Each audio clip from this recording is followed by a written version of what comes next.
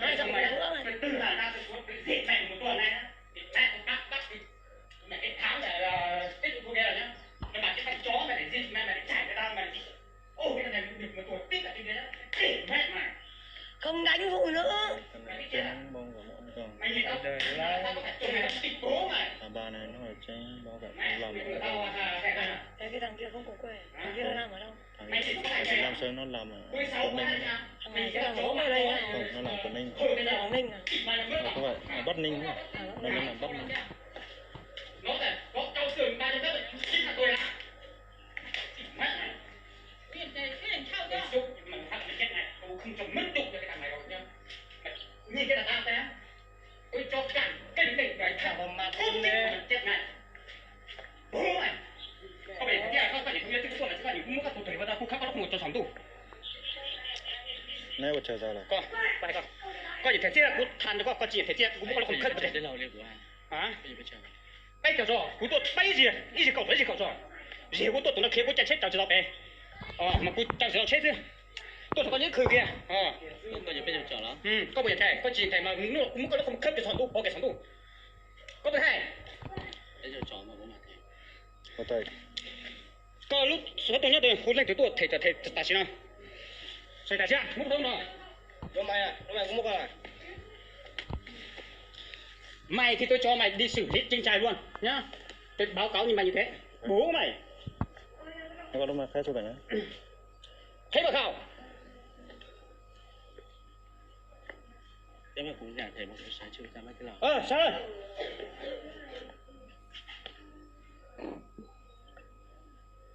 Tôi tưởng là mày xét u nhau cả tháng cả năm như này mày. Lớn mất đủ nhá. Tình nhầm nhá, tình nhầm thôi. Bố cho mày. Chết rồi. Nha. Không còn đầy hãy cái thằng nọ thằng kia hết. Tôi chỉ có biết mà hai thằng mày sai là hai thằng mày khắt chịu trách nhiệm thôi nhá. Không thẳng như thế cho mày đâu. Mua số tiền đâu? Mua số này à? Mua số tiền đâu? Không nào mày còn chết là tao là. Thế ông có mà tên lầu nó cũng sai mà. Tôi biết mày sai rồi, mày thì tôi biết đó rồi. Tôi số tiền đâu? Tôi số tiền đâu? Của tí nhà Giang, lo hay có mà. Bữa ăn đi, bữa nhớ bữa ổn bữa. Bữa chế hả? Xuống nào. Xuống nào. Đó cũng xuống. Nhớ mà.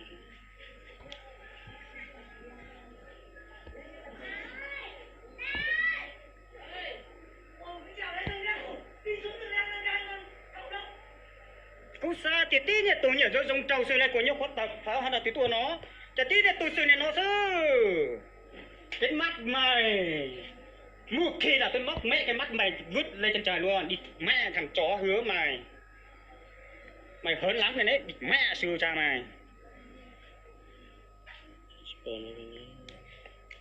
Chủ quán nhà là không phải ngày đâu một tí kể cả tôi giải thích như nào tôi sẽ có cái phòng cho. Chủ nhà không sao, chủ nhà chả vấn đề gì. Cái này là việc của em. Một tí em thì tối nhà nào là em sẽ. Nó là việc của gia đình nó thì cứ cho nó làm. Thế tiền phòng các thứ thì thanh toán sao?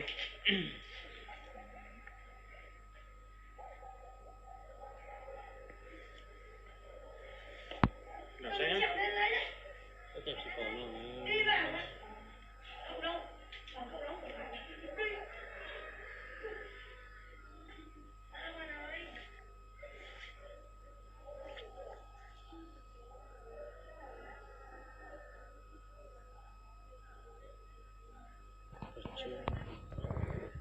Ôi cháu á.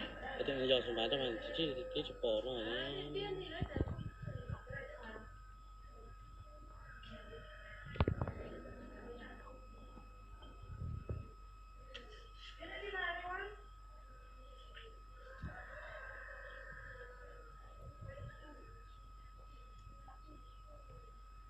Có chứ ba.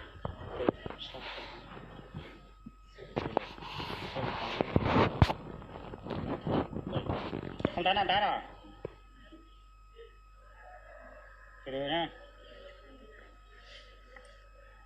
Thế tụi này tí là hoạt động như chỉ mới tí là Không tán ăn tán á gì?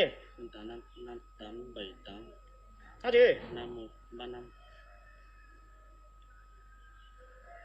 chỗ nào cũng cái lan đó Thả ơi.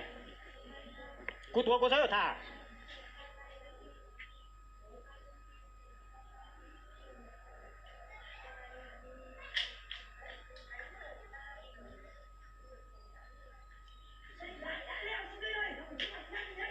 Đúng rồi. Đúng không?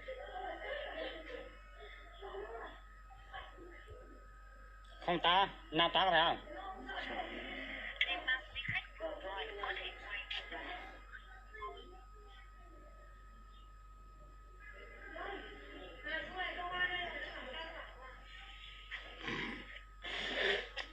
Mua rồi, mua còn thế kìa.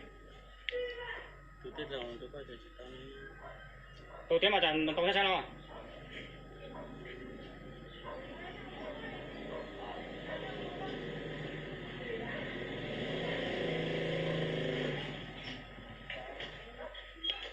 Đây nhá. Thế sao nào? Đây đang ở chỗ nào cái trụ này. Là vào cái trụ này. Anh nhà ơi chúng vào cái trụ nào vào cái gì ấy. Cái thế. Anh bây giờ về cho anh cho về làm thuê, bây giờ về ôn nhau như này này. Này anh này. Mày lấy số mày nha, tao về nhá. Bố hôn mày nhá. Ơi. Nhà thế thì đang quả luôn đây rồi. Sọc ra lúc đấy là chỉ nó xé đi. Để cho mặt máu nó kéo vào. Cái áo bày cái thằng này kéo đấy.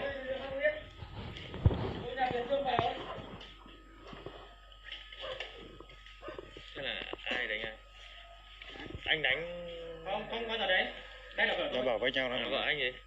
Bảo với nhau. Tôi Cho về làm công ở dưới này mà bây giờ nó lại về ôn nhau như này. Thế tức là anh này gì? Của anh đấy. Của chị kia. Đúng rồi. Đấy, xong anh xuống phát hiện đúng không? Ok. Anh phát hiện anh từ Hà Giang xuống ở đây. Vâng, xe máy. Hôm nay mình bắt được. thế là nó có nó mỏng Gì lệnh này là lệnh thứ 3 rồi đấy. Hôm nay tầm bắt ngày cuối cùng luôn. Máy hai này. không chỉ là một đúng không không không bảy 09114 à? thế không phải bảy bảy sáu Anh nghe. Nghe đây.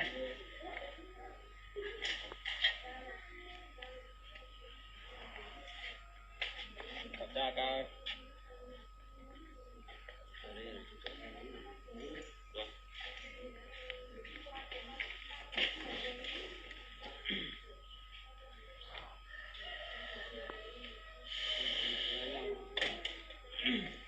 cái video đó để tôi tung lên mạng luôn để cho trên dưới nhìn tất tật luôn. Mẹ thằng chó hơn.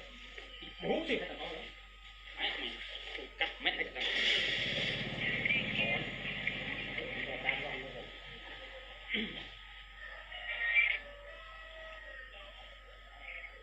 đúng rồi cái phải phong nó được Nghe thật câu quá gì mưa đã phát ra nói mưa chỉ là nó còn cái tí thả hả? lấy để tổng là nói lấy vấn đề có một chuyện gì à chỉ là nói đã có nhiều tôi mình dẫn này Sao được không? Sao được không? Không được tao vào đây